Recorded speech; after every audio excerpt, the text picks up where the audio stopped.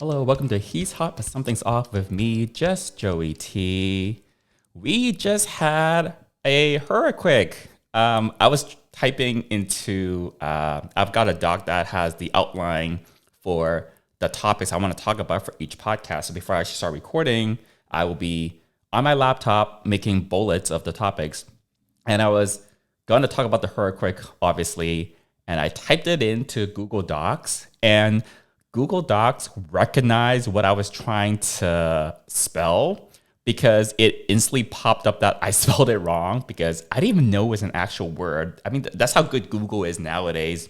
It would correct made up words that is in like the current trending vocabulary out on the internet, like instantly. Like Google Docs has gotten so good. But anyways, for those of you that haven't heard about Hurriquake, here in Southern California, we just had a storm that passed through. It was a hurricane to start, Hurricane Hillary, and it was going up along the coast of Mexico, going north, and it's past us now. I'm recording this on a Monday afternoon here in Los Angeles.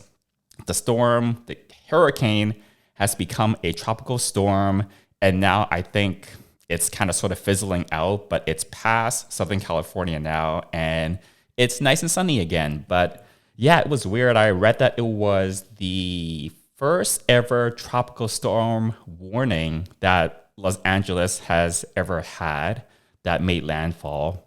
And I didn't go out or anything.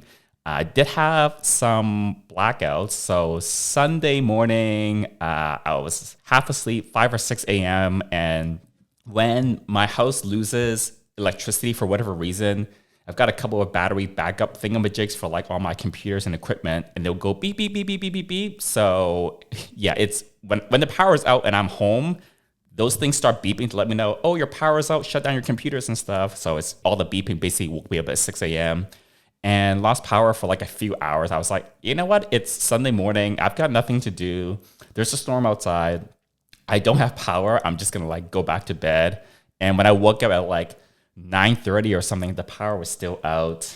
And then it came back on for a bit, and then it went out for like another 2 or 3 hours, and then it came back on. So that was fun. I'm okay. The area that I'm in, kind of in the middle of West Hollywood, didn't really get that much damage, but I was reading on the news. I was locked in the news the whole day on Sunday that there are various areas all throughout Los Angeles and SoCal that was like flash floods. There was this video that I saw at Universal Studios where this car was like pulling out of the parking lot and the street was just like flooded with water. But in my little corner of Los Angeles, actually maybe my street flooded and I just didn't know because I literally have no view of the street out of the windows in my apartment. I can see the building next door. I can see a bunch of trees, and that's it because I'm not on like the street side of the building. So yeah, maybe my street flooded and like the roof caved in on some units upstairs, but I'm on like the first floor. So yeah, it was great. I messaged some of my friends who are in LA, and I was like, is it, do you guys have rolling blackouts or is it just me? And they're like, no, we're okay. So yeah, just me. But today was fine. It was all sunny. I went to the gym just now. I went to the gym, did everything to go to the gym. It's a procedure for me to go to the gym because in my mind, I'll be thinking, okay, I need to eat like X hours before the gym so that I've got carbs and I've got energy. And then I'll have a coffee for some caffeine. And then I have a pre-workout shake that I make. And then I also have some cereal while I'm drinking all of that so that I don't get hungry during the gym. It's a whole thing. But I got to the gym and I just really wasn't feeling it. A lot of the times when I go to the gym, I'll be feeling a little tired. And when I get to the gym, 95% of the time, I can just push through the tiredness. I don't know if you guys ever have that where you're supposed to go to the gym. There's no real excuse not to go except for kind of feeling a little lazy and tired. But once you get to the gym, you kind of get into your routine and it's kind of okay. Today was not one of those days. And I worked out long enough to know that you can just cut yourself a bit of a break. So I went there. I was going to do some shoulder stuff. Did like not even one full exercise. Like I warmed up on like a couple exercises and I was like, I'm going to cut my losses. I'm just going to go home. I literally at the gym, I was on the floor, the weight room for like 10, maybe 15 minutes. And then I just called it quits. And I was thinking, you know what? Today's just not the day.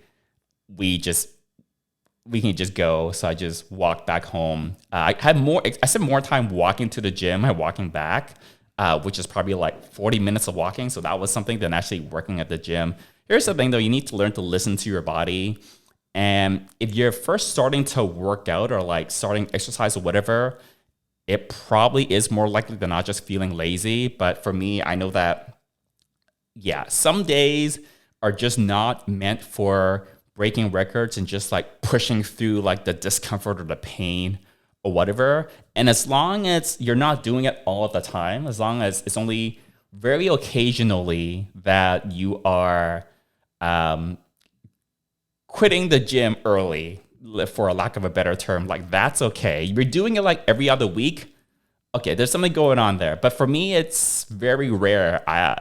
In like a year of going to the gym every single week, like 4 or 5 times every single week, in a full year, I'll probably do this like less than maybe like 5 or 6 times. Maybe every other month, there might be a day where I feel like, you know what, like I just really need to not be at the gym.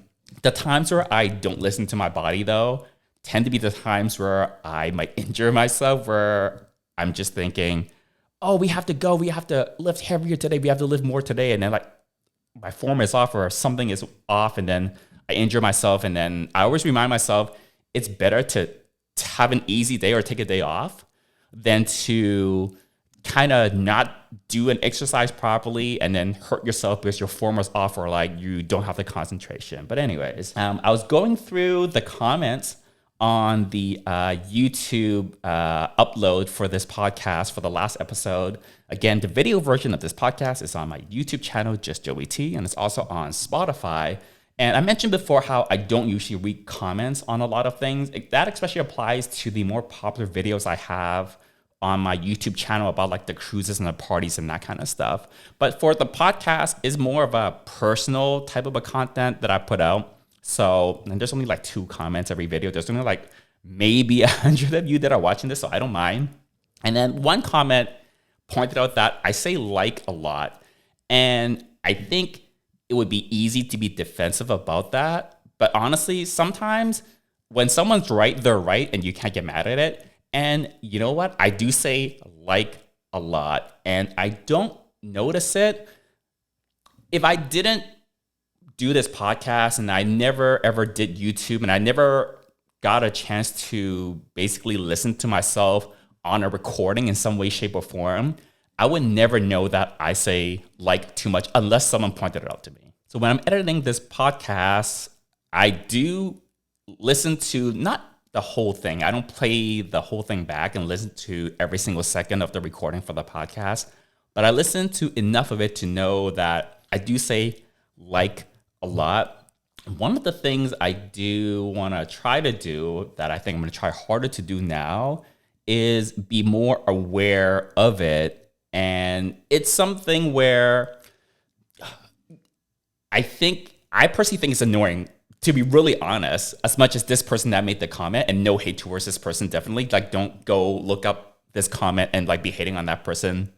I think I do say it a lot. And when I hear myself in the recording, I say it enough that it distracts away from what I'm trying to talk about. I don't know where I picked up this habit, to be really honest.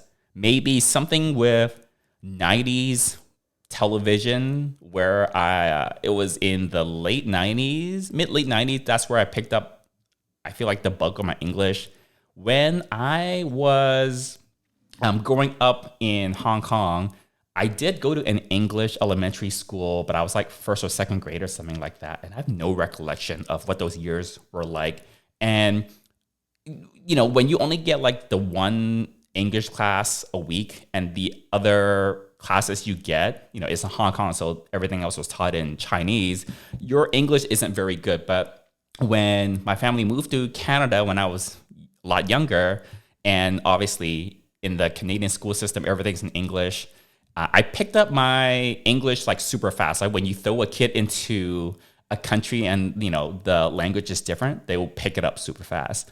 So my English got a lot better really, really fast. And when I first moved to Canada, I had to be in ESL, where they basically suck you in an extra English class to catch you up. And I think 4 years, like within 4 years of moving to Canada, I think I got out of ESL and I was just within like the regular English classes, and I was deemed like good enough to not need the extra help. But yeah, I remember reading a lot of car magazines during those years because I'm super into cars, very fascinated by them, and still am today. And I would go buy car magazines like every week when my family and we went out to lunch, and then we went to like the grocery store. The thing I would do is while my mom was buying vegetables or tomatoes or whatever, I would go to the magazine section in the grocery store, and I would just check out what the new car magazines are. And I remember when I first started trying to read these car magazines, I was mostly looking at the pictures and I was trying to read the articles because I wanted to read about these cars, but obviously my English wasn't super great. So I think partially that's where I learned my English. But I mentioned last week in the podcast that my parents allowed me to have an actual TV in my room when I was 8, and also to have like basic cable TV. So I was watching a lot of TV, and I think that's where I picked up a lot of my conversational English, if you will. So if I had to trace back to why I use the word like so much when I'm conversing in English, I'm going to trace it back to whatever TV I was watching, which I can't even tell you what shows I was watching. But I think it is something I do want to work on, because I'm not doing it just because someone said stop doing it, because there's every kind of person out there on the internet that will leave any kind of comment, constructive or destructive or otherwise, on like everything. But this is a problem. Well, this is a problem, for lack of a better word. I think this is not something that's desirable. I think it does distract from the point I'm getting across. So I'm going to set it as a personal goal for myself that I'm going to work on that. It just takes me a lot of mental energy to basically, every time I say something, there has to be something in my head that is trying to filter these filler words out. I say like to fill space, basically. So yeah, I'm gonna work on that. We'll see how it goes. I mean, I kind of don't want to say give me the feedback, because as I record these episodes and I put them onto my computer after I record to edit, I'll naturally hear whether I'm saying like as much anymore.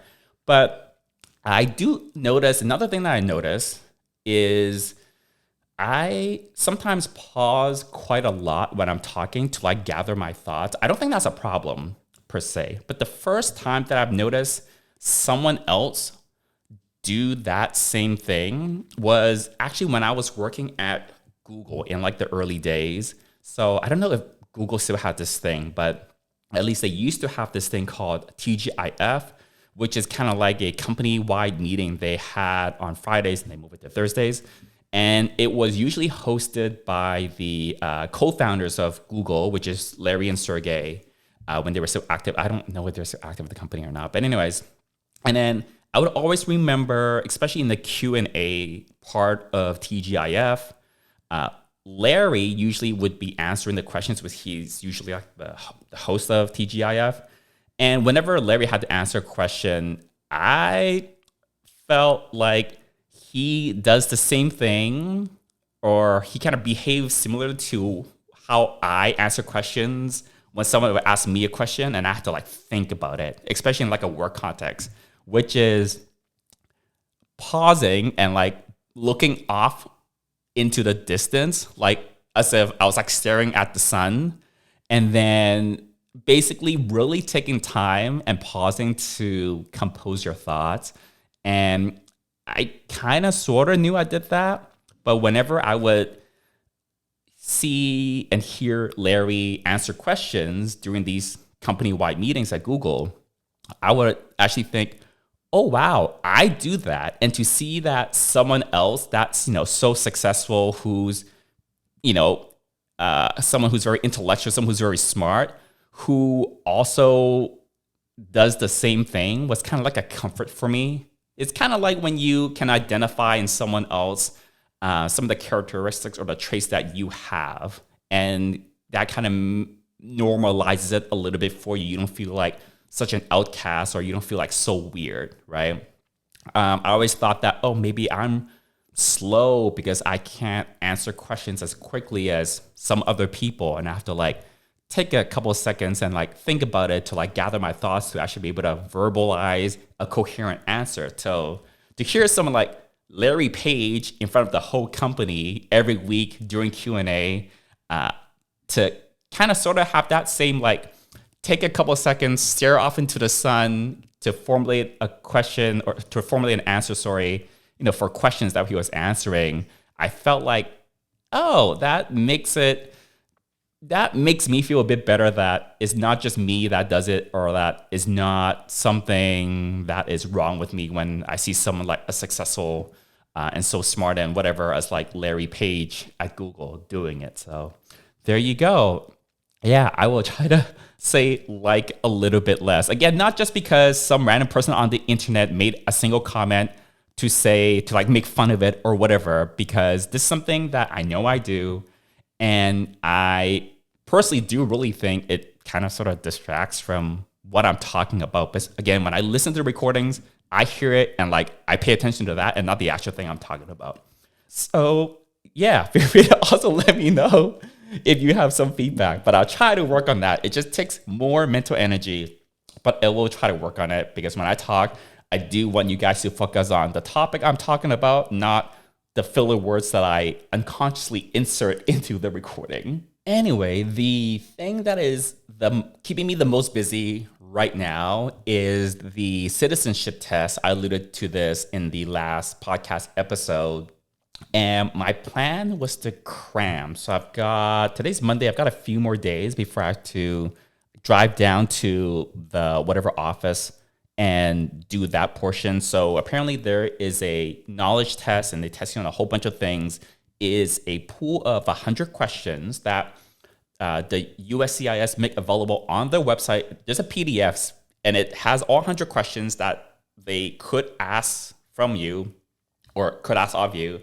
And you have to answer 10 of the questions. So the officer will pick 10 out of that 100 questions, and then you have to answer at least 6 of them to be able to pass the knowledge test.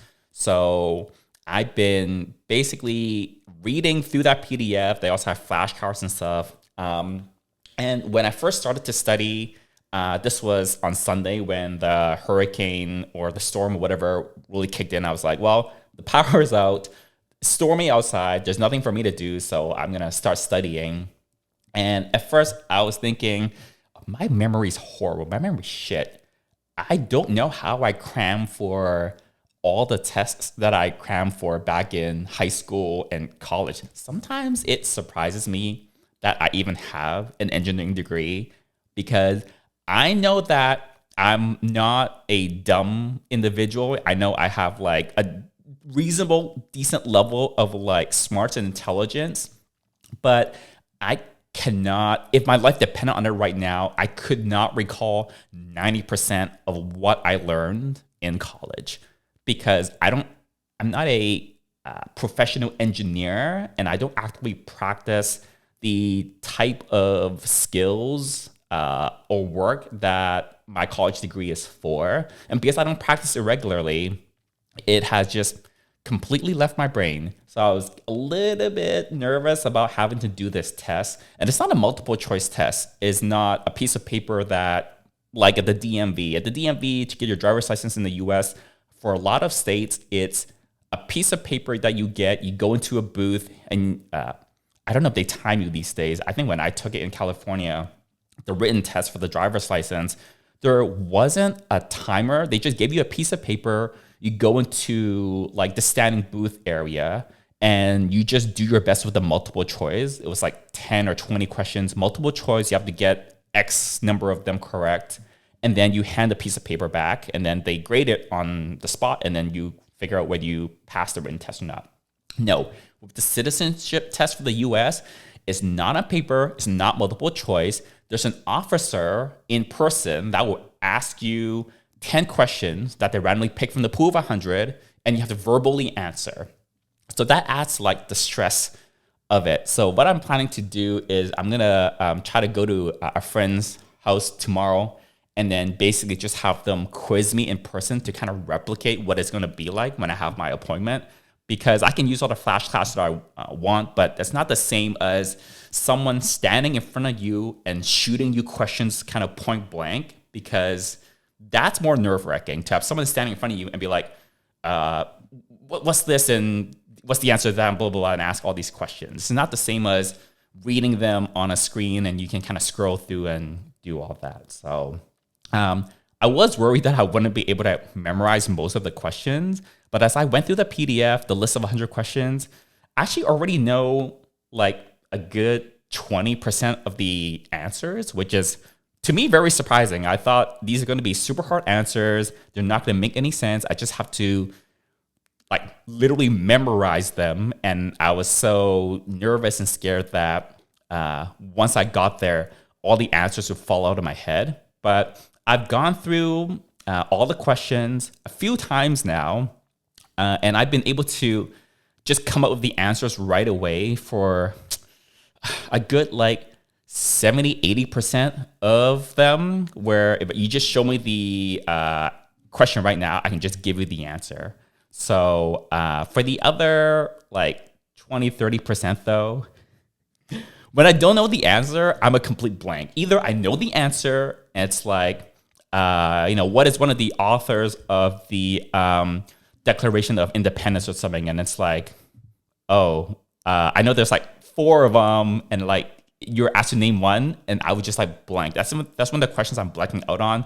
All you Americans right now are like, the answer is so easy. It's this. But there are a few questions where about 20 or 30 of them where I need to really go through and really memorize the answers. One thing I've been doing, because if I actually understand if I understand the context behind the answer, like basically not just memorizing the answer. So there's a section about the Declaration of Independence, who wrote it, how that came about, and then how that led to the to the Constitution, right? I actually started watching some YouTube videos and actually reading some articles that explains how those events came to be. So if I actually understood and really knew about that part of American history, then I'll be able to recall the answer so much better. So for some parts of this, I'm actually kind of not just trying to memorize the answers, because just memorizing it and it doesn't make sense to me is not going to stick. I've actually been learning American history so that I have the context for where these answers came from, so that I actually know the answers and I know the events instead of just memorizing an answer that otherwise would make no sense. The next part I have to study is the part about some of the wars in like the 1800s. So I'm going to go do that tonight. That's my assignment tonight, is to brush up on some of the wars. There's a section about 15 of the 100 questions. That's all about that. And that's the only section where I know nothing.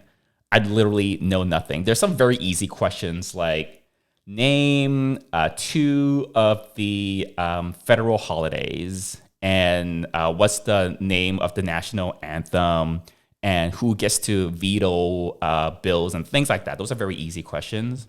So my other strategy is to wear a tight, very flattering t-shirt to the appointment. So if it's like, I don't know, a straight girl or like a gay guy, that would be extra points. I was messaging my friends and I told them this, and then they're saying, well, that's what you usually wear anyways. And I told them, no, I'm usually wearing a tank top. Like I'm wearing what I'm wearing right now, for example. I'm wearing something sleeveless usually, but I don't know if wearing this, like a sleeveless t-shirt or like a tank top, is kosher in the USCIS office, or for this appointment, I feel like I need to wear they don't say you need to wear like a suit or anything like that. It's not, it's not like a ceremony, but I feel like I need to dress up a little less gay.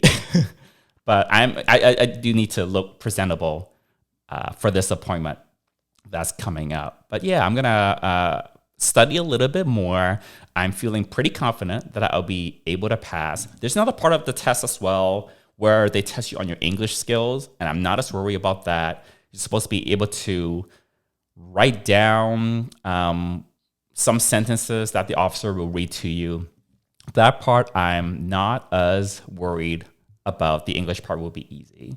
I assume the USCIS people are not going to be like the same kind of officers that when you go across the US border, when you're flying into the US, for example, that's technically CBP and is a different department. Whenever you cross borders and you go through customs, regardless of what country it is, for most countries in my experience anyways, the officer that's doing the passport control, that's behind the booth and behind the plexiglass, I feel like 80% of the time, they have poker face, or like it's resting bitch face, and you can't tell. I don't know if they hire people that intentionally look like that, or they're trained to like basically not show emotion, and they are told, yeah, just have a poker face when you're doing whatever you're doing, in case maybe someone walks up with their passport and the officer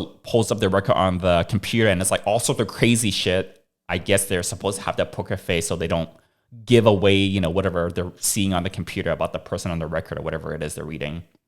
But speaking of that, I had came back from Canada. I was in Vancouver, not this past time, but the time before in the spring. And I was in Vancouver airport. You pre-clear into the US while you're still in Canada. So I was going through US customs or like the passport control, the US passport control. And I've got my ID and everything. It's really easy. I do it all the time. I've got global entry. So like you go up to the global entry machine and it scans your face, your fingerprints, your biometrics, gives you this little piece of paper and you bring it over, and it's very easy. So I go up with a piece of paper and I also have my passport, and he's like doing his thing.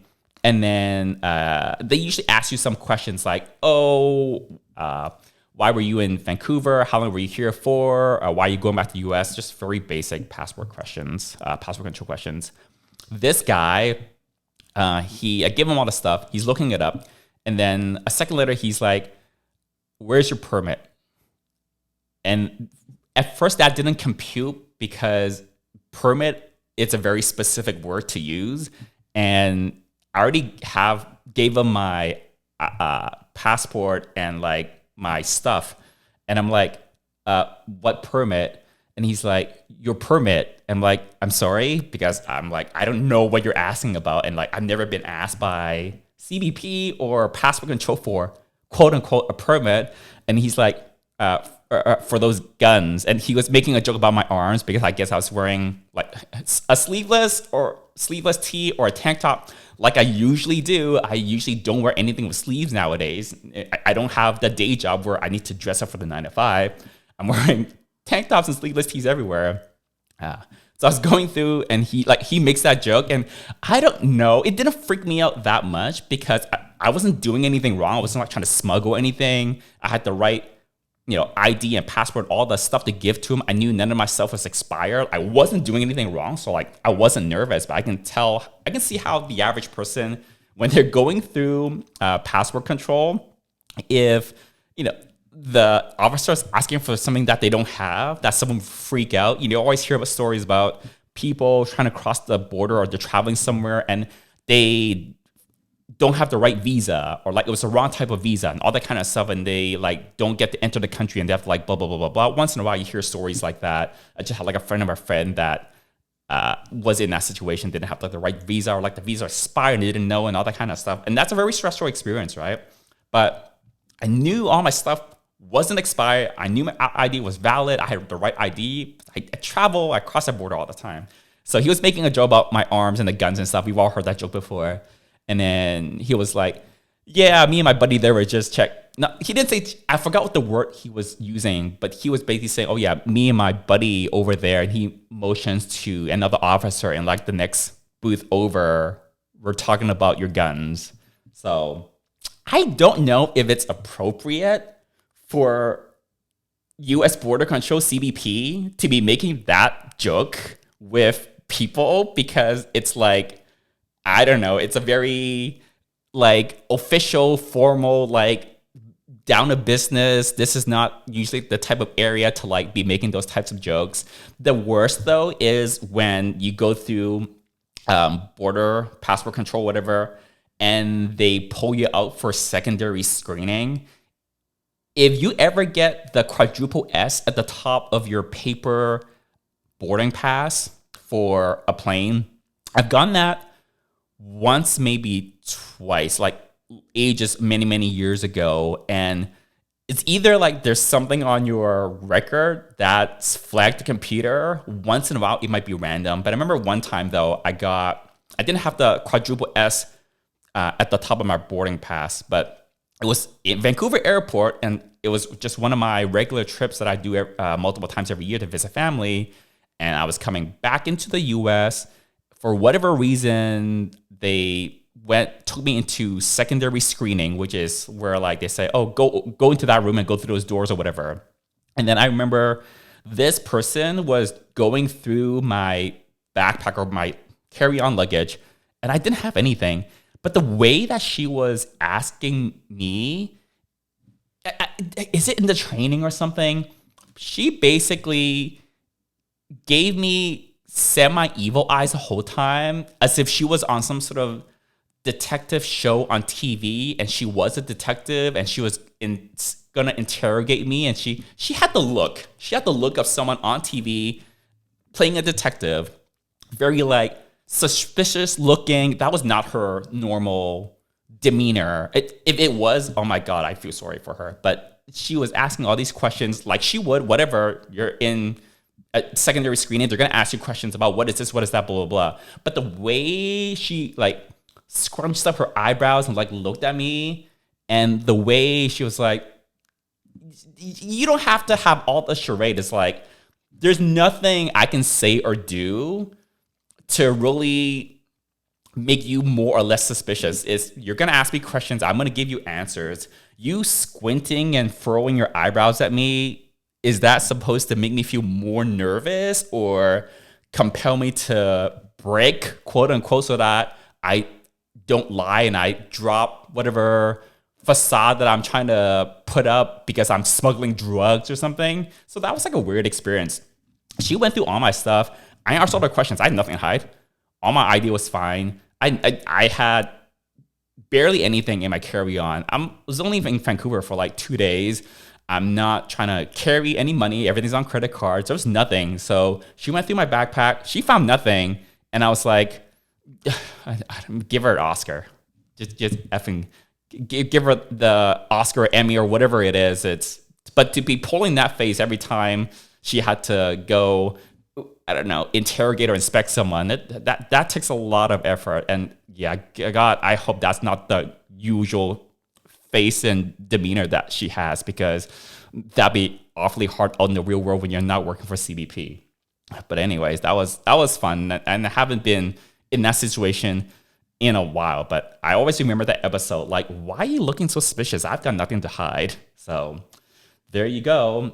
All right, so next week's episode, I will give you all an update on how my citizenship test appointment thing later this week goes. I'm also preparing to go on the Atlantis Mediterranean cruise. That is next week. It's actually less than a week from now. Oh shit, so it's Monday night I'm recording this. I fly out Saturday night to go to Europe. I have to go on 3 flights to get to Europe. So that'll be fun, but don't worry, I'm going to have episodes of the podcast queued up for everyone before I fly out. It's just not really possible for me to record. I can maybe record possibly an episode of the podcast on the cruise if I have some downtime, just like when I went to New York for New York Pride. I did record an episode there, but I won't be able to upload or edit anything while I'm on vacation, basically. So yeah, but I definitely will have stories from the cruise, stories from Europe after I get back in September. But we will definitely have episodes of this podcast still every week. I will pre-record a lot of good content for you guys before I leave on those flights to Europe. But until next time, bye.